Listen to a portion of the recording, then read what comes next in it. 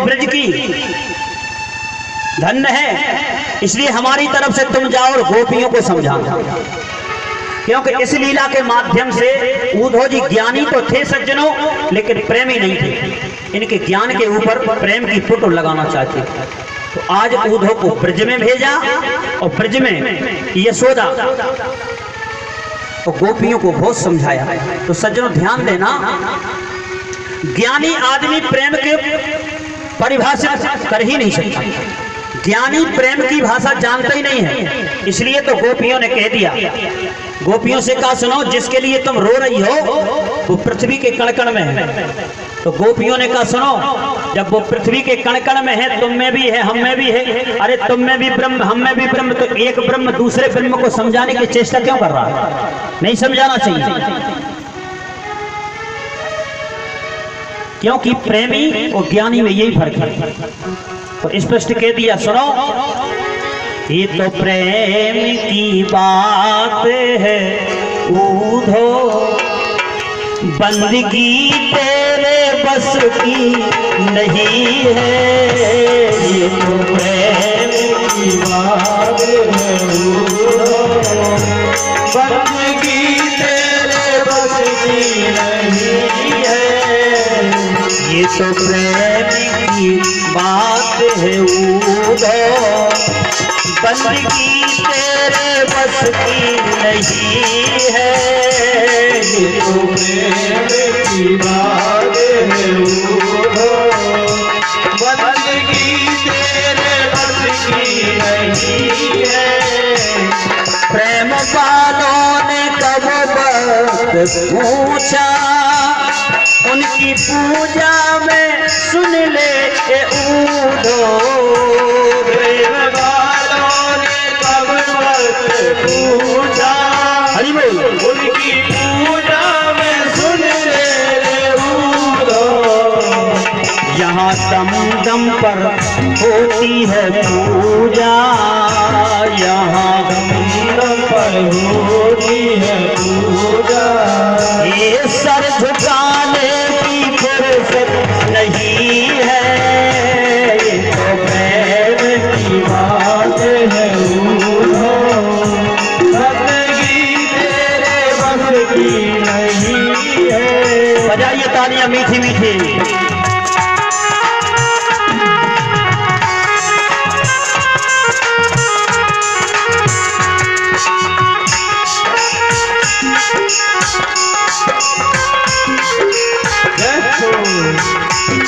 ये तो प्रेम की बात है उद्धव, बंदगी तेरे बस की नहीं है। ये तो प्रेम की बात है उद्धव, बंदगी तेरे बस की नहीं है। ज्ञानी आदमी प्रेम की परिभाषा जानता ही नहीं है। तो सज्जनों, आए थे गोपियों को ज्ञान सिखाने के लिए, लेकिन गोपियों ने उल्टा उद्धव को ही, ज्ञानी तो थे लेकिन प्रेमी बना के भेज दिया। इस लीला का रहस्य ये है, उद्धव सूदो हो चलो, सुन गोपिन के बैन, और ज्ञान बजाई डुगडुगी तो प्रेम बजायो ढोल। ज्ञान की डुगडुगी खो गई, प्रेम के ढोल के मारे आवाज ही नहीं निकली।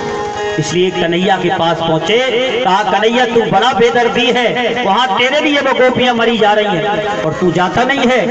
उद्धव से कहा हम तुम्हें प्रेमी बनाना चाहते थे, बाकी वे गोपियों से तो हम कभी अलग नहीं हो सकते, नेत्र बंद करो। और जैसे ही उद्धव ने नेत्र बंद किए तो हजारों गोपियों के बीच में श्याम सुंदर रास का नृत्य कर रहे हैं। बोलिए रास बिहारी भगवान की। ये नित्य रास हो रहा आज भी वृंदावन। इसलिए सज्जनों, यहाँ पर गोपियों का ये भाव है। और यहाँ मथुरा में स्वयं तो मंत्री बने बैठे हैं उग्रसेन जी महाराज का राज।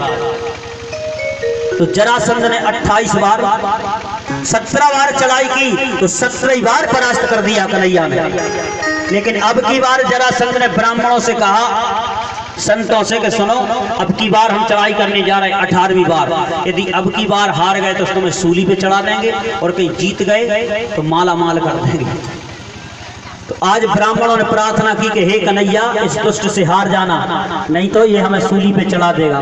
इसलिए राम सदा सेवक रुचि राखी, उनकी इच्छा पूर्ति करने के लिए और विश्वकर्मा को आदेश दे दिया कि हे विश्वकर्मा भगवान, एक काम करो, समुद्र में एक द्वारका का निर्माण कर दो।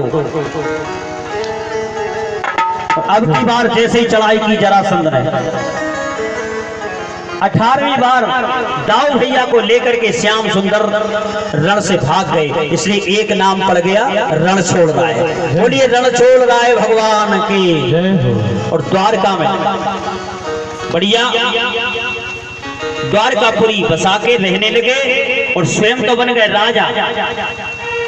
और दाऊ भैया का विवाह रेवती की बेटी, राजा रेवत की बेटी रेवती से विवाह हो गया, लेकिन अभी इनका नहीं हुआ।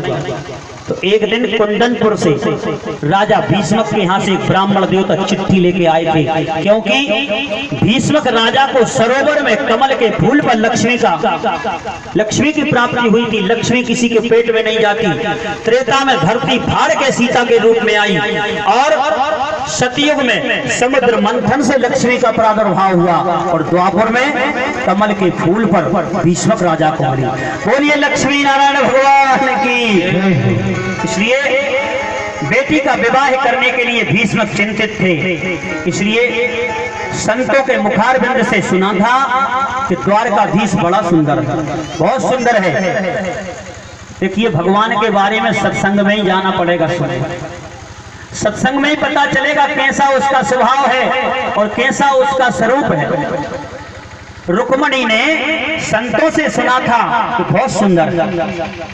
आज जबकि इसका बड़ा भाई, रुक्मणी के बड़े भाई रुक्मी ने शिशुपाल से संबंध तय कर दिया था और कह दिया था कि सुन रुक्मणी, देश देश के राजा आएंगे, लेकिन तुझे गले में जयमाला शिशुपाल के डाल। लेकिन रुक्मणी नहीं चाहती थी कि यज्ञ का भाग गधा खा जाए, है नहीं। इसलिए पत्र लिखा, ब्राह्मण देवता को दे दिया। ब्राह्मण पहुंचे, जैसे ही द्वारकाधीश ने पत्र पढ़ा और सवेरे रथ में बैठ के आने लगे, लेकिन यहाँ 10,000 सैनिक पहरा दे रहे थे और अष्ट सखियों के साथ में रुक्मणी मैया, कात्यायनी मैया का पूजन करने जा रहे। देखिए प्रेम पत्र जिसे हम कहते हैं, प्रेम पत्र कैसा लिखा रुक्मणी ने। भेज रही हो विनय पत्रिका,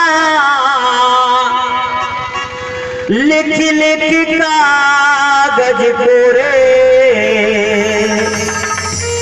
रुक्मणी का भाव है इसे। आ जाना घनश्याम, रहे दिन थोड़े। आ जाना घनश्याम, रहे दिन थोड़े।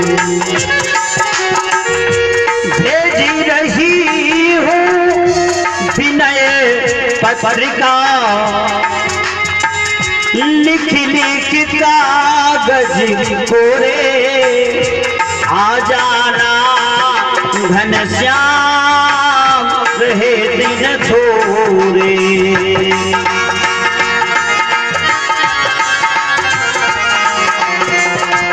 तालियां बढ़ाओ हारमोनियम।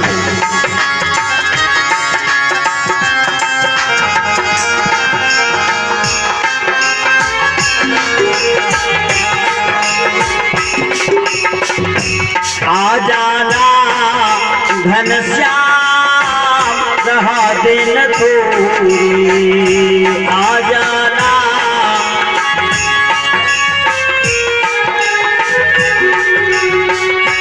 क्योंकि द्वारिका वासी तुम हो गए हो, सुध बुध मेरी भूल गए हो।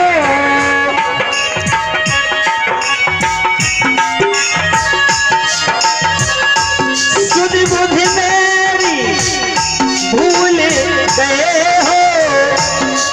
इसलिए रह गई हाथ सकोरे, आ जाना घनश्याम रहे तेरे पूरे, आ जाना।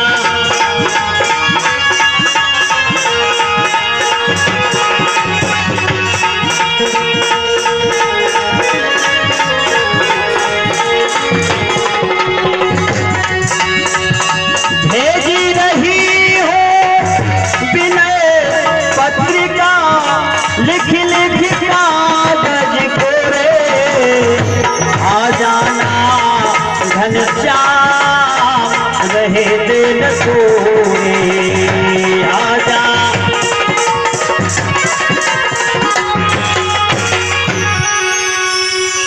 प्रेम पत्र लेकर के गए और वहां से द्वारकाधीश रथ सजा के आए, लेकिन अष्ट सखियों के बीच में कात्यायनी मैया का पूजन करने गई रुक्मिणी।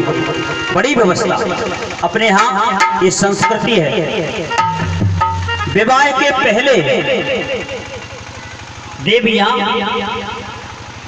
कात्यायनी मैया की पूजन करने के लिए सीता जी गई, तो रुक्मिणी भी जा रही है। लेकिन उसी समय जब द्वारकाधीश पहुंच गए तो जितने भी सैनिक थे सब इनकी चकाचौंध में खो गए, क्योंकि कन्हैया इतना ही सुंदर है। और इनकी सुंदरता जो एक बार देख ले तो दुश्मन भी प्रशंसा करता।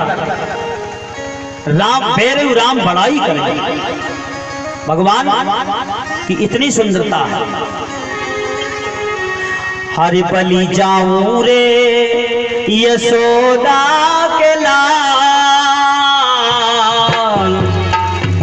सैनिक कह रहे बलि जाऊं रे यशोदा के लाल, तुम्हारी मृदु मूरत पे बलि जाऊं रे यशोदा के लाल, तुम्हारी मृदु मूरत